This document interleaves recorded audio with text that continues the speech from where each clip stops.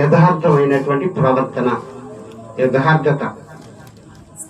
యథార్థంగా మనం ఉన్నదాన్ని బట్టి దేవుని చేత ఎలాంటి ఆశీర్వాదాలు పొందుతామో గుప్తంగా కొన్ని మాటలు ఈ రాత్రి దేవుడు మనతో మాట్లాడే ప్రతి మాటను జాగ్రత్తగా విందామండి. దేవుని పరిశుద్ధ గ్రంథం నుండి సామెతల గ్రంథం 11వ అధ్యాయం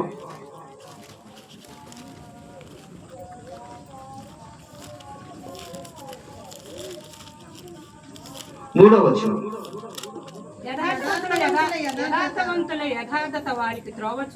యథార్థవంతుల యథార్థత వారికి త్రోవ చూపించును, ద్రోహుల మూర్ఖ స్వభావం వారిని పాడు చేయను. చాలండి. చూడండి ప్రభుత్వం పిల్లరా, ఇక్కడ దేవుని వాక్యాన్ని మనం జ్ఞాపకం చేసుకుంటే యథార్థవంతుల యథార్థత వారికి త్రోవ చూపిస్తుందంట.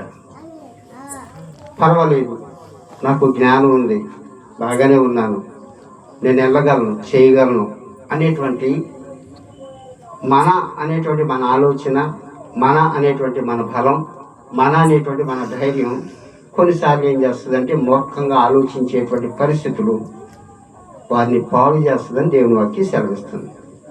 అయితే యథార్థవంతుల యథార్థత అంట వారికి త్రోవ చూపిస్తుందంట.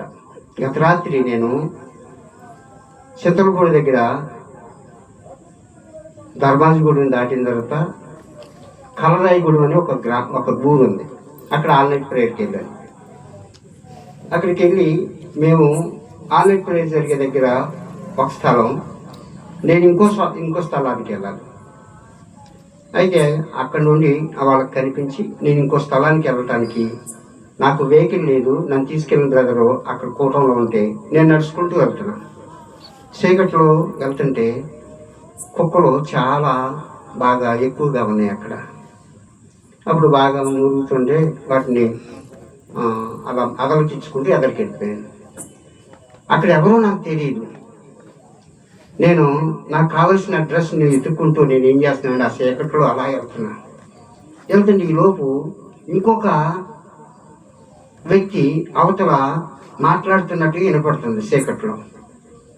అప్పుడు నేను ఎదరికి వెళ్ళినప్పుడు ఆ వ్యక్తి ఏం చేస్తున్నాడంటే వాళ్ళతో మాట్లాడి ఎదరికి వచ్చేస్తున్నాడు.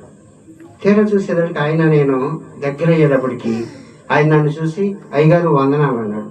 నేను ఆయన చూసి అయ్యగారు వందనాలు అన్నాను. వాస్తవానికి ఆయన అక్కడ ఉంటాడని నాకు తెలియదు, నేను అక్కడికి వస్తానని ఆయనకి తెలియదు. ఆయన చూడగానే ఆ తెలియనటువంటి ప్రాంతంలో నాకు కొంచెం ధైర్యం వచ్చింది.